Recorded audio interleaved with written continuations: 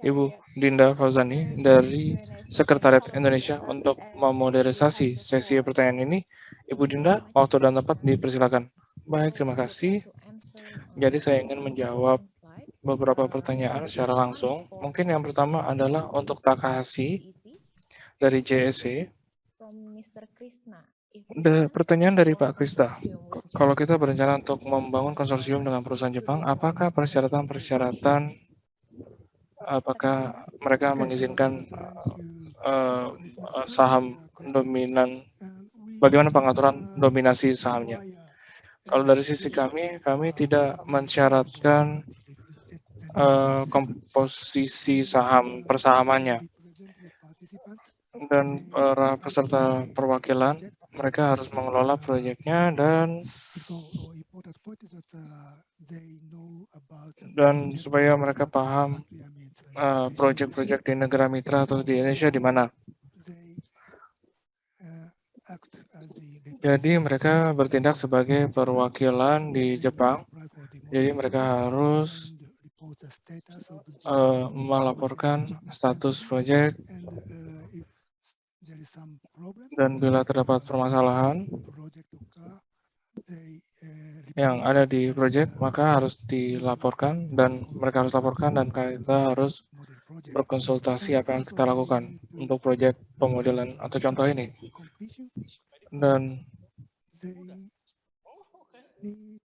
Dan mereka harus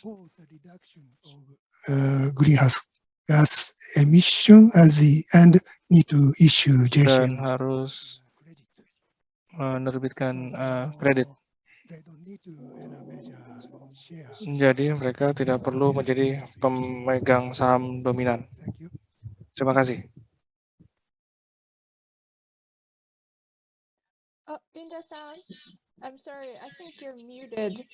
We can't hear. Nope. Maybe someone needs to unmute you. Oh, yeah. Can you hear me? Yeah, it's good now. Okay.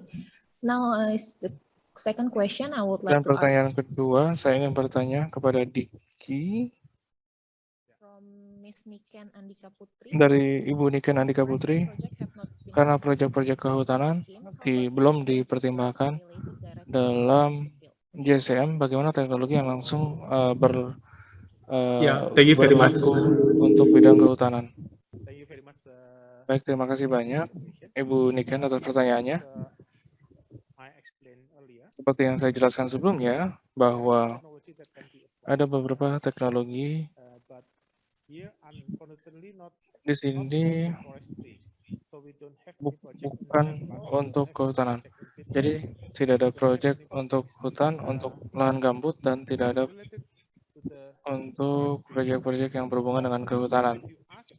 Tapi bila Anda meminta kepada kami, bagaimana dengan teknologi yang bisa diterapkan yang berhubungan dengan sektor kehutanan, saat ini kita ada satu proyek biomass, power plant biomass, yang mana biomasanya menggunakan biomasa untuk membangkitkan listrik kapasitas 12 MW di Provinsi Aceh, dan juga ada proyek, ya saya rasa itu satu-satunya yang berhubungan dengan sektor kehutanan dan biomasa. Jadi hal lain yang tidak berkaitan dengan kehutanan hingga saat ini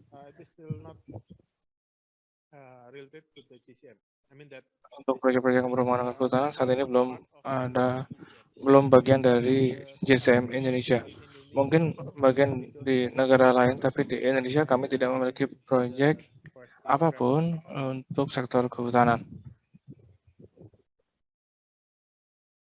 Thank you very much, Pak Diki. Baik, terima kasih banyak Pak Diki. Baiklah, saya ingin menanyakan satu lagi pertanyaan. Apakah Anda dari MOEJ yang bisa menjawab pertanyaan ini? Ya, ada beberapa peserta dari MOEJ yang bisa menjawab pertanyaan ini, dan silakan diajukan. Baik, terima kasih Kaoru. Pertanyaannya adalah Yusuke Mogi, dijelaskan bahwa akan ada manfaat yang dinikmati pengembang teknologi seperti yang saya pahami adalah kredit VCS. Carbon credit akan menjadi milik perusahaan dan negara yang tidak bisa diperdagangkan. Bila demikian, apa manfaat yang perusahaan swasta bisa dapatkan dari JCM? Mungkin dari Kementerian Lingkungan Hidup Jepang atau dari GEC bisa menjawab pertanyaan ini. Mungkin kita bisa meminta bila Masuda dari Kementerian Lingkungan Hidup Jepang bisa menjawab.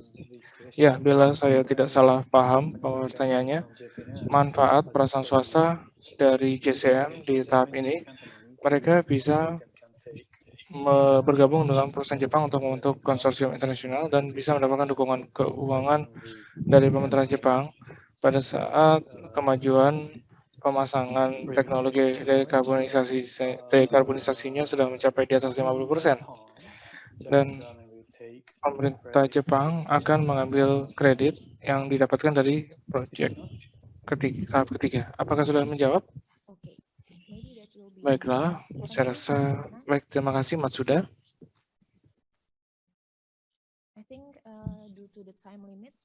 Jadi karena keterbatasan waktu, saya akan menutup sesi tanya jawab dan kembali ke Ibu Kaoru. Baik, terima kasih banyak.